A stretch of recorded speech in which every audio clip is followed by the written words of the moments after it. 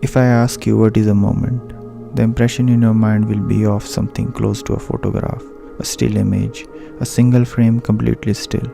Although sometimes we relate a moment to a small instance of time, like few seconds or even minutes. But philosophically, the moment has a different meaning. A moment is an instant of time. Photographs and images are the closest things we have to a moment.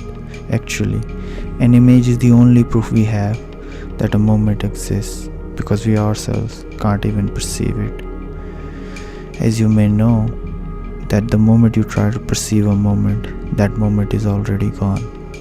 You may find a second as a synonym of moment, but second is not a moment, because a second can be further divided into smaller instances of time. A moment has to be indivisible. That is what it signifies, a single indivisible instance of time, much like a still image. This is why I said that images are the closest things we have to the concept of a moment. But images are not moments. They do represent the idea of a moment, but they are not representing a moment itself. Why? That's because you see images for the duration of time. Images are an illusion of a still point in time, as you can't see a moment in an already running time, and you see images in time, not in a moment. If even images are not the real deal, what would it be like to perceive an actual moment? Now bear with me in this. Imagine a part of time where there is no duration, a part so small there is no interval between point A and point B. More correctly, there aren't any point A and point B. An instance of time with no interval at all. How could something exist in an instant? Because for something or anything to exist, or even to simply be, it needs duration, even a tiny, minuscule one, but it still needs some sort of duration. There can be no experience without any duration. There can be nothing without duration. The time itself can only exist in duration. A time without any duration at all doesn't make any sense at all. Then, weirdly enough, time cannot have a moment or an instant. Time only exists in durations, and so does everything else. Hence, there can't be a moment in time. But then, how can time exist if there are no moments in time? After all, moment is the building block of time, isn't it? How can there be a wall of bricks without any bricks? Imagine a car traveling from point A to point B, but it doesn't seem to exist at any individual points between the both points, which means car doesn't exist anywhere between point A and point B. It only exists as a motion between 2 points. For this car to exist, it requires continuous motion. The way I see, time is like a river in more ways than one. You see, there is nothing like a still river. Flowing of the river is the river itself. The second river stops. There is no river anymore. Now there is a lake. Time is like that. It's not that time is moving. It's actually that the moment itself is time. Without any kind of movement, there is no time. Time doesn't have duration. Time is the duration. All the moment lies in durations. You can't separate a moment from duration or an interval. Duration is the time. There is no instant of time in time.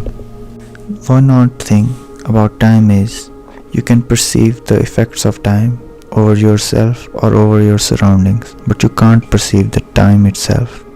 Time as a whole isn't a small phenomenon, and yet all you can realize is the consequences of time, but not the culprit itself.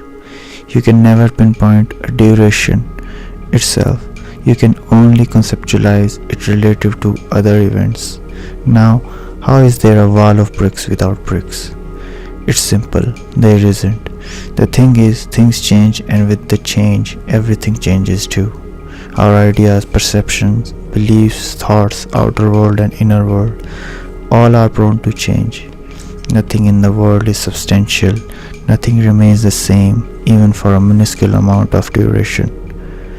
Although some alterations are so subtle that pinpointing them out all the time is usually unnecessary, hassle and wastage of time, so we tend to ignore them, and other times we don't even realize that they are there. But that doesn't mean those alterations aren't there. With the realization of these small and big alterations, we found a need to define them, to look for a universal phenomenon that we can attach to the change, basically a name to this ever-altering nature of everything. And so we did. We gave it a name. We called it time. Without any objective and perceivable change, what is an hour? If the world stops for the next 1 hour, you will not even realize that it stopped when it starts again. For you, there will be no difference at all. If it stopped for an hour or for 1,000 or 1,000,000 years. There can be a more realistic example for this. When a person goes into a complete coma, a persistent vegetative state, they can't tell the amount of time has passed while they are unconscious. Yes, it's because they were unconscious, but that's the thing. Time stops when there is no change in a state. Now obviously time hasn't stopped here for others, neither did the alterations. Other people had perceived changes during the time even in the said person's body and brain activity, and because they still perceived changes, time still existed for them. But for the person who is in coma, their consciousness had definitely gone to an altering state with no alterations, and that's where time has stopped. Without including change in the equation, it's impossible to pinpoint time events, because time is the way we define all kinds and types of changes that we can perceive. Time as a discrete phenomenon does not exist. Now, because there are no alterations in moments and instants, that's why there is no time there. If time was a separate or distinct phenomenon than change, then it would be. Convenience is one of the biggest leisure that we desire, and that gives birth to so many concepts, names, and ideas. I had heard once that this is a world of names. Everything has a name, but you can never find the name thing anywhere. Like there is no wall in a wall, only bricks, plaster, and paint. I do agree with this to a degree, but this idea can go much deeper.